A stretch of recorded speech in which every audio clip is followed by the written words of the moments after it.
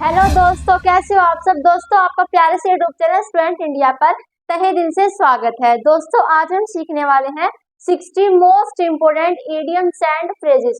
दोस्तों, हमारे मतलब इंग्लिश ग्रामर के लिए, इंग्लिश बोलने के लिए इडियम्स और फ्रेजेस सबसे महत्वपूर्ण टॉपिक है, मोस्ट इम्पोर्टेंट टॉपिक है। इसके ऊपर दोस्तों मैं 3 वीडियोस बना चुकी हूँ, लिंक मैंने डिस्क्रिप्शन के अंदर दे रखी है, वहां जाकर आप देख सकते हो। आज हमारी ये 4th वीडियो है जिसमें हम 60 सीखने वाले हैं, मोस्ट इम्पोर्टेंट इडियम्स और फ्रेजेस सीखने वाले हैं।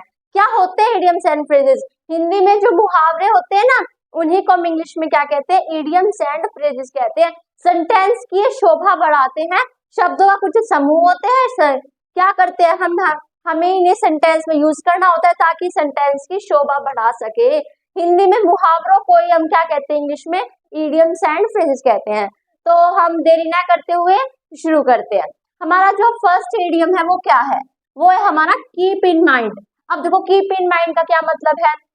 इसका मतलब होता है ध्यान में रखना। याद नहीं करवाऊंगी, हम तरीके से याद करेंगे। देखो, यहाँ पर कीप यानी कि रखना, ठीक है, हम समझते हैं ना, कीप यानी कि रखना। माइंड यानी कि दिमाग में रखना। हम किसी चीज को दिमाग में रखेंगे तो मतलब क्या उसका? उसे ध्यान में रखेंगे। तो कीप इन माइंड का मतलब होता है ध्यान में रखना। भाई इस चीज को अपने माइंड में रख लो, कीप कर लो, यानी कि इस चीज को ध्यान में रख लो, ठीक है। आगे आगे हमारा ऑल ऑफ अ सडन। इसका मतलब क्या है? सडन का मतलब क्या होता है? अचानक से। तो इसका अर्थ भी यही निकलता है, कोई चीज एकदम से, सारी चीजें अचानक से हो जाए, यानी कि सडनली हो जाए, अचानक से हो जाए। इसका अर्थ क्या है? अचानक से। आगे देखो, द डेड ऑफ विंटर। इसका मतलब क्या है? देखो भाई, डेड यानी कि भाई मरा हुआ, इस तरीके से लेते हैं, ठीक है। विंटर यानी कि सर्दी, यानी कि भाई ऐसी सर्दी है बिल्कुल मार देगी। मतलब ठंड इतनी है, हमें तो बस से पूरे दिन स्वेटर पहना दो, बहुत सारी स्वेटर पहना दो, यानी कि ऐसी सर्दी आजकल, भाई ऐसी सर्दी चल रही है, मार देगी बिल्कुल हमें। तो इसका मतलब क्या है कि बहुत ज्यादा ठंड है। भाई देखो, विंटर ऐसी सर्दी जो मार देगी, इसका मतलब क्या है? सर्दी कैसी है? सर्दी है, बहुत ज्यादा ठंड है, ठीक है, इसका मतलब ये बहुत ठंड। आगे देखो, run out of something. Run यानी कि भागना। आउट यानी कि भाई देखो, रन आउट यानी कि भागना, ऑफ समथिंग किसी चीज के लिए भागना। हम किसी चीज के लिए कब भागते हैं? या फिर वो नौकरी हो, पैसे हो, कोई भी चीज हो, हम किसी की तरफ भागते हैं कब? जब हमारा सब कुछ खत्म हो जाता है। तो कुछ खत्म हो जाने के केस में हम क्या करते हैं? रन आउट यानी कि भागने की हमें जरूरत होती है, ठीक है। तो रन आउट ऑफ समथिंग, किसी की तरफ भागना, यानी कि भाई हमारे पास कुछ खत्म हो गया है, इसलिए हम भाग रहे हैं। तो मतलब इसका कुछ खत्म हो जाना। इन्हें आप गाइड से भी याद कर सकते थे, गाइड से बहुत होंगी दोस्तों। इडियम्स और फ्रेजेस कभी खत्म नहीं होंगी, ये बहुत सारे हजारों में जाती है, ये कम से कम भाई 3000 4000 लगभग पा जाएंगी ये। तो आप सारी तो भाई याद कर नहीं सकते, तो किसने कहा आप सारी याद करो? भाई आपके सामने जितनी भी आती है, भाई आप एग्जाम के लिए 500 इडियम्स या फिर भाई 600 700 इतनी आप तैयारी कर रहे हो, तो इतने ही बहुत है, सारे सीखने की कोई जरूरत नहीं है, रटने की कोई जरूरत नहीं है, ठीक है। अगर आप इडियम्स और फ्रेजेस सीख रहे हो तो इम्पोर्टेंट सीख लो कि आप एग्जाम भी क्रैक कर सको। जो ज्यादा एग्जाम में पूछी गई है ऐसी आप भाई 100 200 सीख लो, ठीक है। और भाई अपने डेली लाइफ में आप उन्हें यूज कर सको इडियम्स को, ठीक है। अब मैं आपको जितनी भी सिखा रही हूँ, बाद में इन्हें आपको यूज भी करना है, प्रैक्टिस भी करनी है। बिना प्रैक्टिस क्या है? जब तक प्रैक्टिस नहीं करोगे जब तक आपको आएंगी नहीं। तो सेंटेंस में यूज कैसे करना है वो आपको प्रैक्टिस करनी होगी, ठीक है। अब आगे देखो, आगे हमारा इन अ मैटर ऑफ सेकंड। इसका मतलब क्या है? चिंता मत करो, आपको एग्जाम में ऑप्शन मिलेंगे, 4 ऑप्शन, आप इजिली उनमें से एक पे आप टिक लगा सकते हो, ठीक है। अब यहाँ पर तो आपको सेंस लगाना पड़ेगा। इडियम्स और फ्रेजेस रटने की चीज नहीं है, इन्हें रटा नहीं जा सकता, ठीक है। इन्हें समझा जाता है, यानी कि तरीके से याद किया जाता है। कुछ है ऐसी है जिनके भाई तरीके बनते नहीं है, उन्हें आप याद कर लेते हो, कुछ आप समझ लेते हो। तो दिक्कत मत लो, ये याद करना भी आसानी, तरह मुश्किल नहीं कि याद नहीं होंगी, हो जाएंगी याद अगर ध्यान से याद करोगे, ठीक है। हमारा अगला क्या है? अगला है हमारा इन अ मैटर ऑफ सेकंड। इसका मतलब क्या है भाई? ऐसा मैटर है जो सेकंड में सोल्व हो जाएगा। हमने कहा भाई इन अ मैटर, हम एक ऐसे मामले में है, इन यानी कि भाई में, हम एक ऐसे मामले में है, और सेकंड तो सेकंडों का मामला है, यानी कि चुटकियों में सोल्व हो जाएगा। तो मतलब क्या है? कुछ ही सेकंड में हमारा ये काम हो जाएगा। आगे देखो, आगे है square the hell out of. हम भाई डरे हुए हैं। यहाँ पर क्या है? हेल यानी कि आपने पढ़ा होगा, हेल का मतलब होता है कुआं, ठीक है। कुआं या फिर भाई हमने मान लिया मतलब भाई एक होता है स्वर्ग में जाना और एक होता है नरक में जाना। तो भाई हम डरे हुए हैं नरक में जाने के लिए, आउट ऑफ, या फिर भाई कुएं में जाने के लिए। तो इसका मतलब क्या है भाई, किसी ने हमें बहुत ज्यादा डरा रखा है कि तुम कुएं में जाओगे, तुम नरक में जाओगे, तुमने बहुत ज्यादा पाप किए हैं, तो उन्होंने बहुत ज्यादा डरा रखा है, हमें स्केयर किया हुआ है। तो इसका मतलब क्या है भाई, बहुत डरा देना। जब हम किसी को बहुत ज्यादा ही डरा देते हैं तब हम उस केस में इडियम्स का यूज करते हैं। वो कौन सा इडियम है, square the hell out of. Seventh है हमारा हैव अ वर्ड विद। अब किसी के पास भाई वर्ड है, यानी किसी के पास शब्द है, तो इसी का मतलब क्या है कि भाई किसी से बात करना। किसी के पास शब्द नहीं होंगे तो किसी से बात कैसे कर पाएगा। भाई हमारे पास शब्द है, मेरे पास शब्द है, जब भी तो मैं आपसे बोल पा रही हूँ। तो हैव अ वर्ड विद का मतलब होता है किसी से बात करना, ठीक है। हम यहाँ पर ऐसे भी लिख सकते हैं भाई टॉकिंग एवरीवन, या फिर भाई समवन, हम यूज ऐसे भी कर सकते हैं। ये भी इजी है इंग्लिश के अनुसार, तो भाई ये भी ठीक है। लेकिन इसकी जगह हम ईडियम का यूज करेंगे तो सेंटेंस हमारा बड़ा अच्छा दिखेगा, इसलिए हम ईडियम्स और फ्रेजेस का यूज करते हैं, ठीक है। आगे देखो फ्रॉम स्क्रैच। अब यहाँ का मतलब क्या है, देखो हमने कोई चीज मान लो स्क्रैच कर दी, स्क्रैच यानी कि तोड़ दी, जैसे कांच हमने से तोड़ दिया। अब किसी ने कैसे ठीक करो, तो ठीक हम कैसे करेंगे, वो ऐसा तोड़ दिया कि वो बीच में से भी ठीक नहीं हो सकता, शुरुआत से ही हमें लगना पड़ेगा। तो जब हम किसी चीज को स्क्रैच कर देते हैं, उसे ठीक करने के लिए हमें क्या करना पड़ता है, एकदम शुरुआत से उसे क्या करना पड़ता है, ठीक करना पड़ता है, ठीक है। आगे देखो ब्रेक अ लेग। अब हमने कहा भाई टांगे तोड़ के आना है, मतलब देखो टांगे तोड़ना, इसका मतलब क्या है भाई, हम कहीं भी जा रहे हैं, उन्होंने मना कर दिया भाई, मान लो हमारे कोई दुश्मन, हम उन्हें पीटने जा रहे हैं, अब किसी कारण से हम नहीं जा रहे, कोई ऐसा रीजन आ गया हम नहीं जा रहे, हमने किसी और को कह दिया भाई आप जाओ उनकी टांगे तोड़ के आना। टांगे तोड़ के आना का मतलब क्या है, मैंने कहा दुश्मनों की टांगे तोड़ के आना है आपको, तो मतलब क्या मुझे शुभकामना दे रहे हैं। भाई ये थोड़ा अजीब है, इसमें सेंस से शायद नहीं लगेगा, लेकिन कोई नहीं, से आप याद कर सकते हो, थोड़ा मैंने बता ही दिया। हम कई बार कहते हैं भाई दुश्मन की टांगे तोड़ के आना, मतलब आपको ये है, आपको शुभकामना दे रहे हो, उसकी टांगे तोड़ के ना, ये करके नहीं करके आना, तो उसे शुभकामनाएं दी जा रही है, ठीक है। आगे देखो, आगे है सो फार। सो फार का मतलब होता है अब तक, ये आपको याद करना पड़ेगा, ठीक है, बस ये है ओनली, जिसे ओनली से याद कर लो, ठीक है। सो फार हमारा सिंपल है, बहुत ज्यादा यूज होता है, ठीक है। अब तक के केस हम किसका यूज करेंगे, सो फार, अब तक, ठीक है। दो ही वर्ड इडियम में है और दो ही वर्ड इसके मीनिंग में है। आगे देखो, आगे इन दैट केस यानी कि उस स्थिति में, केस यानी कि स्थिति, अब उस स्थिति में भाई हम किस इडियम का यूज कर सकते हैं, इन दैट केस का हम क्या कर सकते हैं, यूज कर सकते हैं। आगे देखो सूनर और लेटर, आज नहीं तो कल, ठीक है। सूनर और लेटर का मतलब क्या होता है, आज नहीं तो कल। देखो सूनर यानी कि आज और लेटर यानी कि कल, भाई सूनर और लेटर, आज नहीं तो कल। आगे देखो, आगे है डे इन डे आउट, यानी कि भाई डे इन डे आउट का मतलब होता है लगातार, दिन दिन, ठीक है। तो मतलब हम भाई कोई काम कर रहे हैं, वो डे इन डे आउट कर रहे हैं, यानी कि भाई दिन के अंदर भी कर रहे हैं, दिन के बाहर भी कर रहे हैं। हम कोई ऐसा काम कर रहे हैं भाई, हम मेहनत कर रहे हैं किसी भी नौकरी के लिए, किसी भी जॉब के लिए मेहनत कर रहे हैं, तो दिन के अंदर भी मेहनत कर रहे हैं और दिन से बाहर रह के मेहनत कर रहे हैं। तो लगातार मेहनत जारी है भाई, पूरे दिन मेहनत ही कर रहे हैं, दिन के अंदर भी कर रहे हैं, दिन के बाहर भी कर रहे हैं, तो दिन दिन मेहनत कर रहे हैं, लगातार मेहनत जारी है। इस केस में हम इसका यूज करते हैं। आगे देखो, आगे हमारा इन आ नटशेल, इसका मतलब क्या है, देखो भाई इन आ नटशेल, ये शेल से आपको एक साइंस का वर्ड याद होगा, सेल। सेल क्या होता है, सेल होता है कोशिकाएं।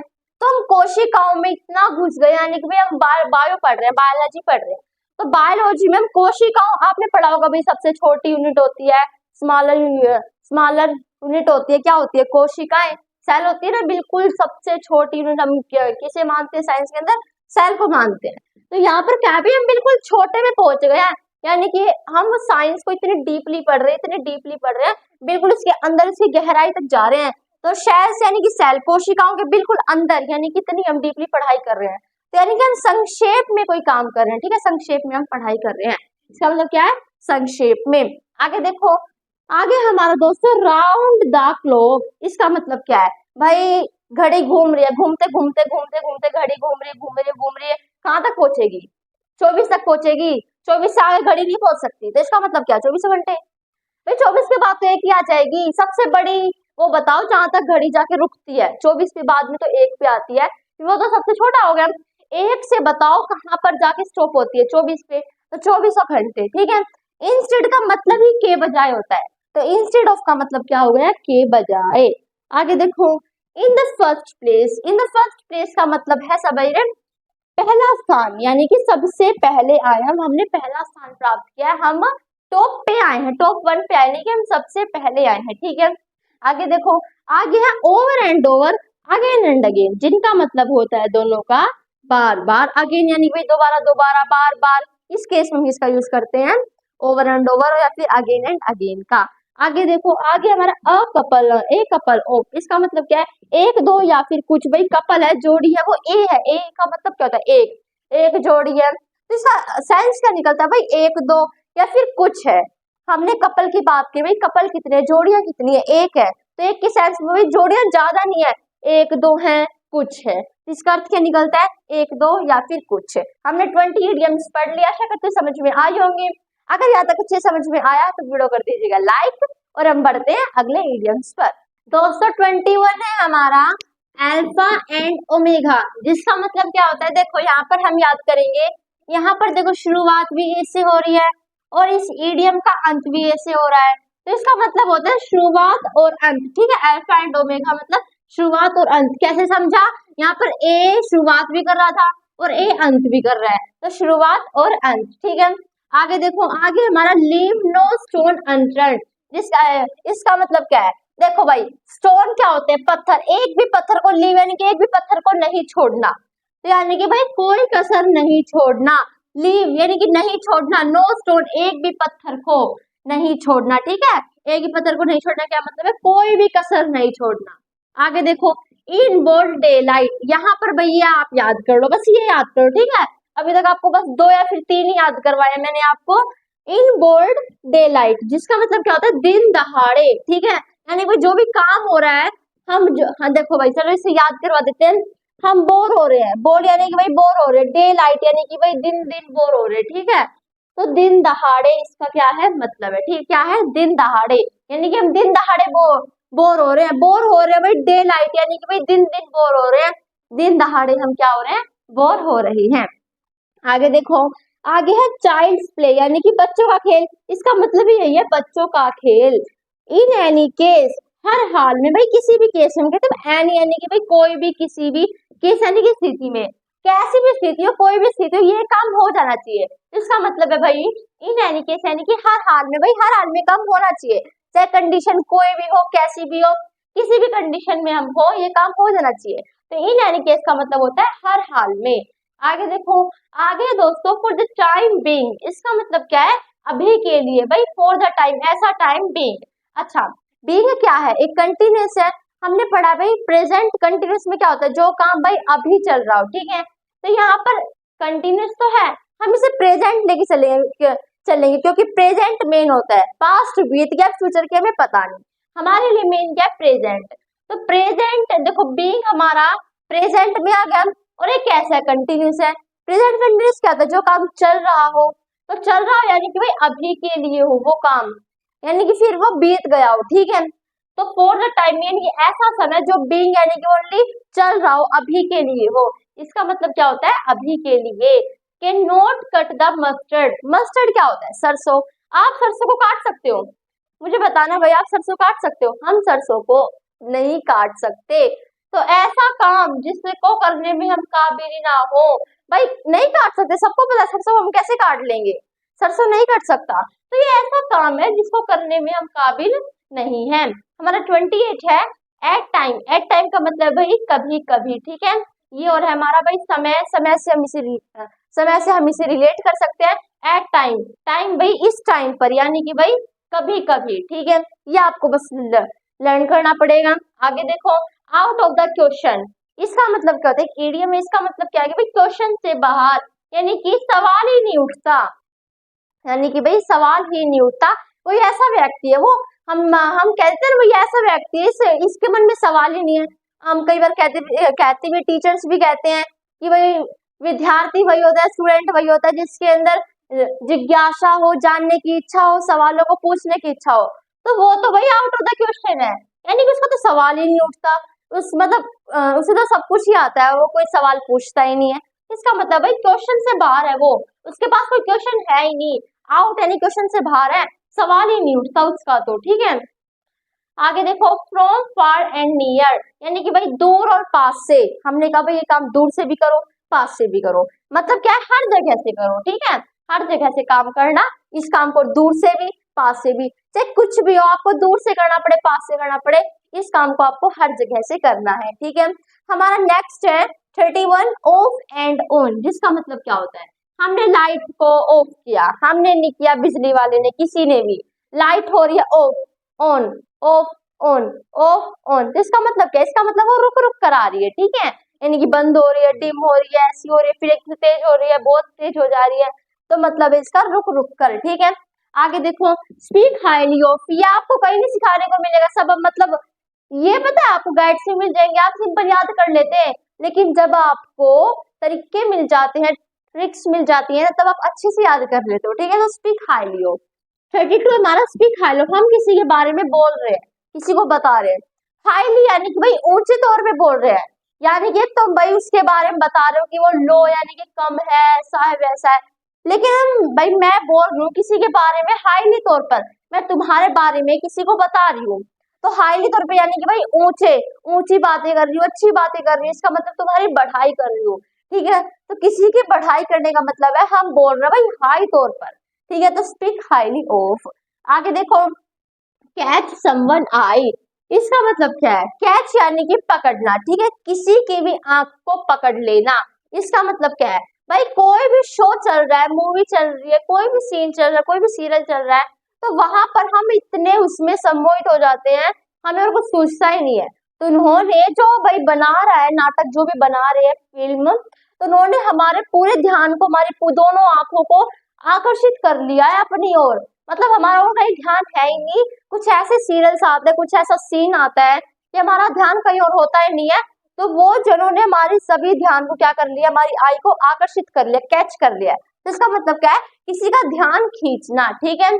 आगे देखो हिट द रोड, इसे समझाऊंगी। देखो हिट यानी कि हमने हिट करना, पीटना, मारना, इसका मतलब ये है, हम रोड पे चलते हैं, नहीं चलते, सब इंसान की बात कर रही हूँ, लेकिन कोई रोड पे जा रहा है, कोई ऐसे जाता है, मतलब कोई चल के जाता है, कोई ट्रैक्टर से जाता है, कोई बाइक से जाता है, कोई गाड़ी से जाता है, कोई कार से जाता है, तो ऐसे सब जाते हैं, तो इसका मतलब क्या है भाई, सब अपने घर पर ऐसे बैठे थे, आराम से बैठे थे, लेकिन उन्हें पता था कि भैया भैया हमें अपने काम करने हैं, किसी को स्कूल में जाना है, भाई बच्चों को स्कूल में जाना है, रात को सब सोते हैं, सोने के बाद सुबह हुई, सुबह भाई किसी को स्कूल में जाना है, किसी को अपने जॉब पे जाना है, तो ऐसे काम करने जाना, कोई बाइक से जाता है, बस चलती है, तो मतलब क्या, जब रोड सुनसान थी, एकदम से वहां पर चलने शुरू हो गया, यानी कि हिट, रोड को भी हिट करना शुरू कर दिया, कोई वहां पे चल रहा है, कोई कुछ फेंक रहा है, कोई कुछ फेंक रहा है, कोई अपनी गाड़ियां चला रहा है, तो अब हमने रोड को हिट करना शुरू कर दिया, यानी कि यात्रा करना शुरू कर दिया, अपना काम करना शुरू कर दिया, ठीक है। तो जब हम रोड को, भाई रोड सुनसान थी, रोड पे हमने हिट करना शुरू किया, हिट यानी कि भाई हम उस पर हम चलने लग गए, ठीक है। अब पहले अपने घर पर आराम से पड़े थे, फिर अब हमने रोड को हिट करना शुरू कर दिया, मतलब कि हमने वहां पर यात्रा शुरू कर दी, ठीक है। आगे देखो, आगे हमारा होल्ड योर हॉर्सेस, यानी कि भाई अपने जो घोड़े हैं उनको दौड़ाओ मत, यहाँ पर दौड़ाना नहीं है, अपने घोड़ों को पकड़ो, यानी कि भाई इतना भी मत दौड़ाओ कि अपने दिमाग को चलाए रखो, चलाए रखो, चलाए रखो, अपने घोड़ों को पकड़ो, यानी कि थोड़ा सा धैर्य रखना, ठीक है, क्या है भाई, धैर्य रखना। आपका घोड़ा है, सफेद है, काला है, भागी जा रहा, भागी जा रहा, भागी जा रहा है, आपने उसकी पूंछ पकड़ ली, तो आपने उसको पकड़ लिया, होल्ड कर लिया, यानी कि भाई इतना मत भाग, धैर्य रख, तो इसका मतलब क्या होता है, धैर्य रखना। आगे देखो, आगे हमारा हॉट पोटैटो, इसका मतलब क्या होता है भाई, गरम आलू। अगर मैं आपके हाथों पर गरम आलू रख दूं, क्या होगा, हाथ जलेगा, मतलब बड़ा डिफिकल्ट हो जाएगा, तो और क्या होगा, हाथ जल जाएगा, और दूसरा क्या हो सकता है, रोने लग जाओगे आप, उससे ज्यादा और कुछ हो नहीं सकता। तो हॉट पोटैटो का मतलब होता है, और कई तो ऐसे होंगे, मैं नहीं ले रहा भाई, मुझे पता है गरम है, तो हॉट पोटैटो का मतलब होता है भाई ऐसी सिचुएशन है जो डिफिकल्ट है, या फिर भाई आपके सामने कोई भी कंडीशन आ जाए, शर्त आ जाए कि आपको हॉट पोटैटो रखना है, तो जो भी आपके सामने भाई कंडीशन है, जो भी आपके सामने सिचुएशन है, वो कैसी है, डिफिकल्ट है, इतना आसान नहीं है गरम, बिल्कुल गरम गरम आलू को अपने हाथ पे रखना, तो सिचुएशन कैसी है, डिफिकल्ट, ठीक है। आगे देखो काउच पोटैटो, काउच पता है क्या होता है, अब पता चल जाएगा, सोफा, ठीक है।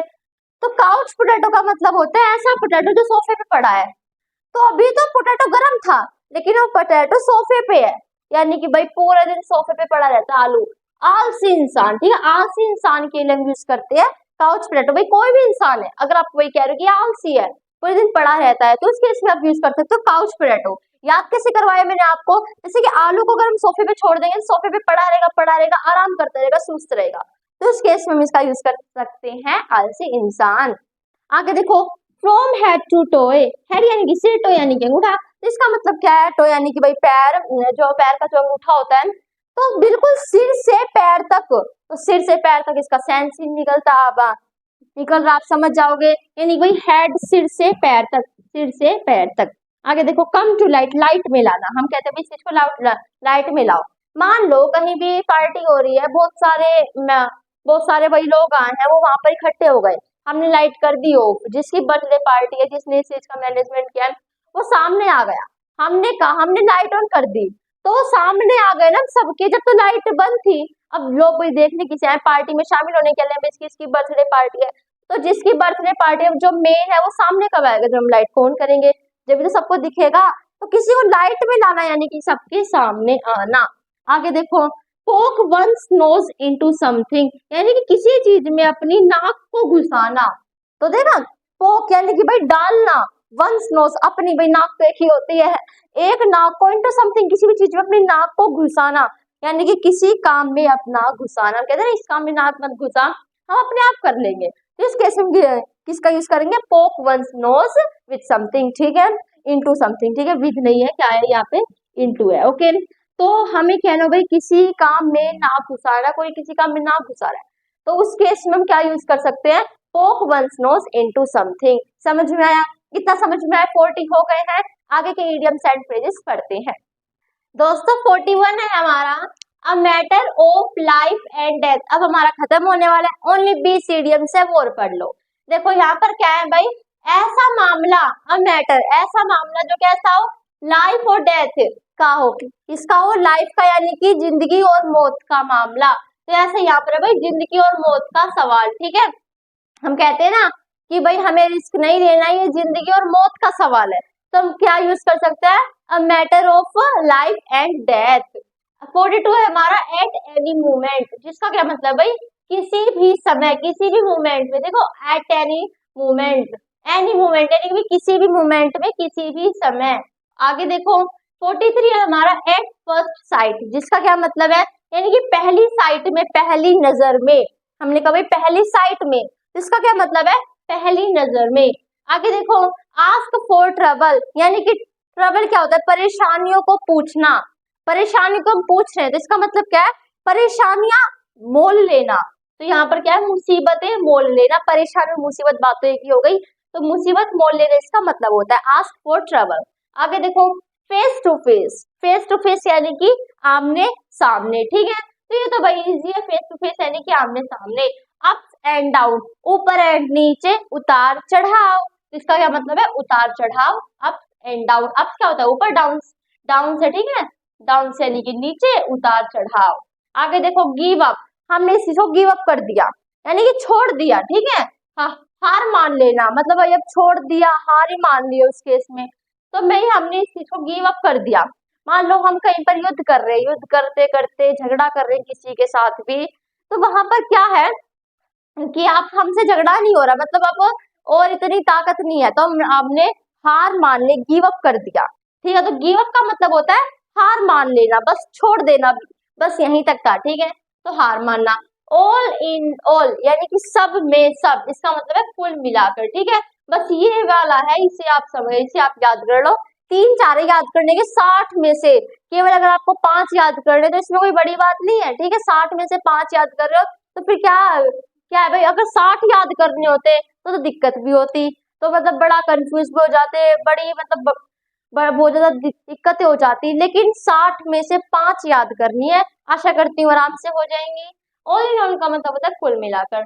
आ मनी पिट, इसका क्या मतलब है, हम मनी को क्या कर रहे हैं, पीट रहे, पिट कर रहे हैं, उस पर पीट रहे हैं, ठीक है, तो इसका क्या मतलब है, बहुत ज्यादा पैसा खर्च कर रहे हैं, मनी को कभी इसको दे रहे पीटने के लिए, कभी इसको दे रहे, कभी इसको दे रहे, कभी इसको दे रहे पीटने के लिए, तो इसका मतलब क्या भाई, ऐसे खर्च किया जा रहा है पैसा, बहुत पैसा खर्च करना। आगे देखो, barking up the wrong tree, यानी कि भाई कोई भौंक रहा है, लेकिन गलत पेड़ पे भौंक रहा है। मान लो भाई इस पेड़ पे बिल्ली बैठी है और इस पेड़ पे, यानी मतलब एक यहाँ पे पेड़ है, एक यहाँ पे पेड़ है, सपोज करो, ठीक है। एक पेड़ हमारा यहाँ पे लगा हुआ है, एक पेड़ हमारा यहाँ पे लगा हुआ है। अब इसका मतलब क्या है कि जो बिल्ली है वो यहाँ पर बैठी है, ठीक है। कुत्ता यहाँ पर है, कुत्ता भौंक रहा है, तो वो यहाँ पे जाएगा भाई, लेकिन वो इस पेड़ पे जा रहा है। तो जो कुत्ता है भौंक रहा है, वो रॉन्ग ट्री पे भौंक रहा है, मतलब भौंक रहा है यहाँ जा जाके भौंक रहा है। तो मतलब जो भी वो काम कर रहा है वो गलत तरीके से कर रहा है। तो इसका मतलब यही है भाई, गलत तरीके से काम करना, ठीक है। भाई अगर उसको पकड़ना ही इस पेड़ पे जाए, लेकिन वो इस पेड़ पे जा रहा है, तो भौंकना रॉन्ग ट्री पर, ठीक है, गलत तरीके से काम करना। हमारा 51 है, अगेंस्ट द क्लॉक, क्लॉक के अगेंस्ट होना। क्लॉक क्या होती है? घड़ी। हम कहते हैं हमें हमेशा समय के अनुसार काम करना चाहिए, लेकिन हमने बहुत ज्यादा समय को वेस्टेज कर दिया उस समय की, यानी कि बहुत ज्यादा समय खराब कर दिया है। तो अब हम समय के विरुद्ध चलेंगे ना, समय के अगेंस्ट चलेंगे, यानी कि भाई समय चाहे कुछ भी हो, हमें बस काम अपना करना है।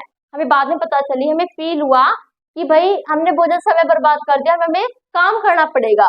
तो घड़ी यहाँ पर है और हम भाग यहाँ पे रहे, उससे आगे है 2 कदम, ठीक है। तो जल्दी जल्दी काम करना इसका मतलब है, यानी कि अब तो भाई घड़ी है ना, उसको भी पार कर दिया उसने, इतनी जल्दी वो काम कर रहा है, बहुत ज्यादा जल्दी काम कर रहा है, ठीक है।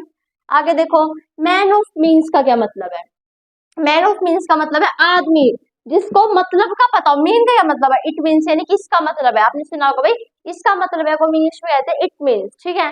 तो मीन मतलब ऐसा आदमी जिसे मतलब का बहुत ज्ञान हो, यानी कि भाई इसका ये मतलब होता है, इसका ये मतलब होता है, इसका ये मतलब होता है, यानी कि उसे हर चीज का ज्ञान हो। हर चीज का ज्ञान होगा तो कैसा होगा? ज्ञानी आदमी, समृद्ध आदमी, समृद्ध व्यक्ति। वो ज्ञान ही नहीं आएगा, उसकी जगह पे हम क्या लिख देंगे? समृद्ध व्यक्ति। आगे देखो, मैन इन द स्ट्रीट, एक मैन है गलियों में, मतलब ऐसे घूमता रहता है, तो कैसा मैन है? वो एक ऑर्डिनरी पर्सन है, यानी कि सामान्य व्यक्ति है। मैन गलियों में है। एक मैन जिसको सभी मतलबों का ज्ञान है, तो भाई एक समृद्ध व्यक्ति, यानी कि ज्ञान ही नहीं, हम इसमें ज्ञान ही नहीं लेंगे, ठीक है, हम इसमें क्या लेंगे?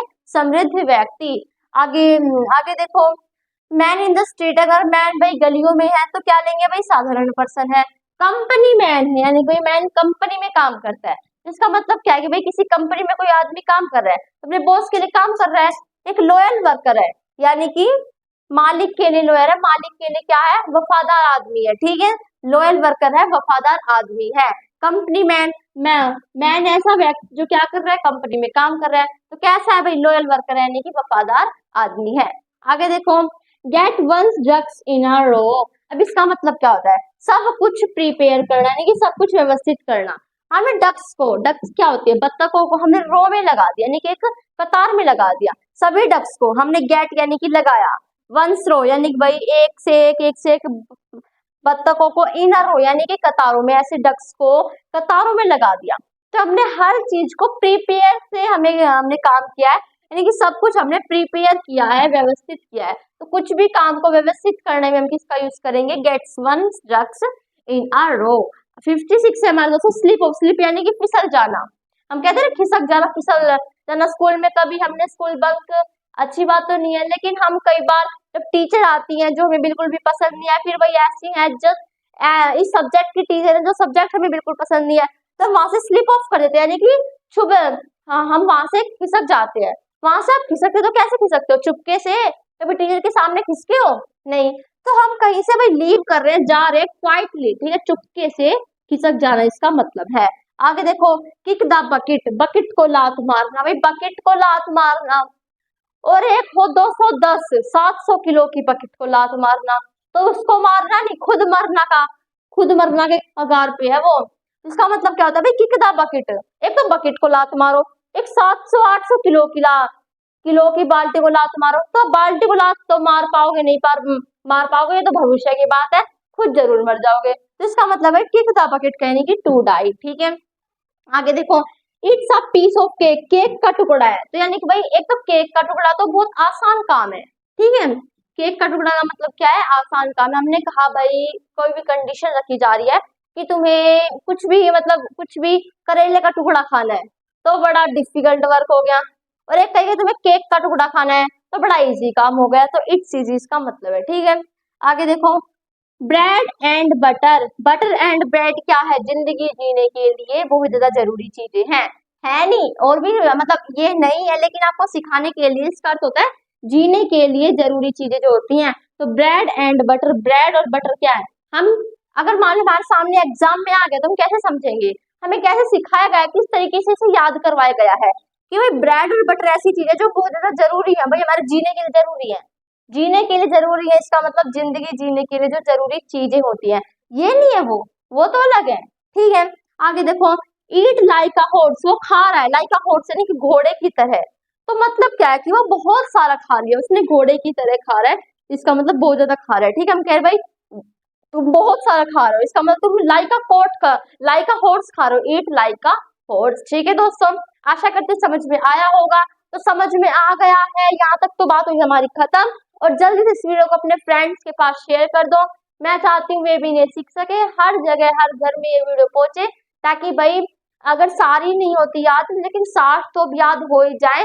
दोस्तों बहुत सारी इडियम्स होते हैं, बहुत सारे फ्रेजेस होते हैं, लेकिन चिंता लेने की कोई जरूरत नहीं है, वही बात है भाई, आस्क फॉर अ ट्रबल, ये हमने अभी यहाँ पर पढ़ा था, मुसीबत को हम क्यों मोल ले, यानी कि परेशानियों को हम क्यों मोल ले, जितनी याद होती है ओनली 500-600 याद कर लो, अगर एग्जाम के लिए है तो एग्जाम के लिए इंपोर्टेंट याद कर लो, और अपने डेली लाइफ में यूज कर लो, ऐसे याद कर लो। ठीक है, तो 500-600 इडियम सरफेसेस याद कर लो, इतनी बहुत है, होती तो बहुत सारी हैं, सभी किसी को याद नहीं होंगी, तो जितनी आपके सामने, जितनी आपसे याद हो पाती है, आप उतनी ही याद कीजिए। आशा करती हूँ वीडियो पसंद आई होगी, अगर वीडियो अच्छी लगी तो वीडियो को लाइक करना, और अपने फ्रेंड्स के पास भी इस वीडियो को शेयर करना।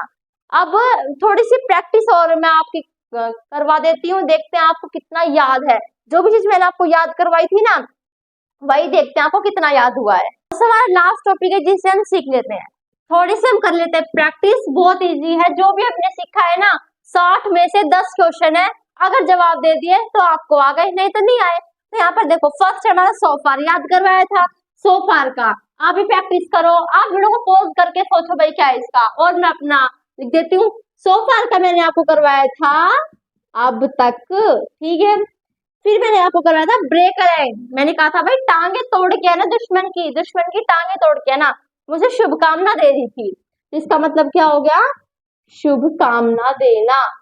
ठीक है, आगे देखो, आगे है डे इन डे आउट, यानी कि भाई मैंने कहा था मेहनत कर रहे हैं, डे इन यानी कि दिन के अंदर भी कर रहे हैं, दिन के बाहर भी कर रहे हैं, यानी कि लगातार मेहनत कर रहे हैं, दिन दिन हम क्या कर रहे हैं, मेहनत कर रहे हैं, इसका मतलब हो गया लगातार। आगे देखो, ओवर एंड ओवर, इसका तो मैंने करवाया था भाई, over and over, again and again, दोनों का मतलब होता है बार बार। ठीक है, तो इसका मतलब क्या होगा, बार बार।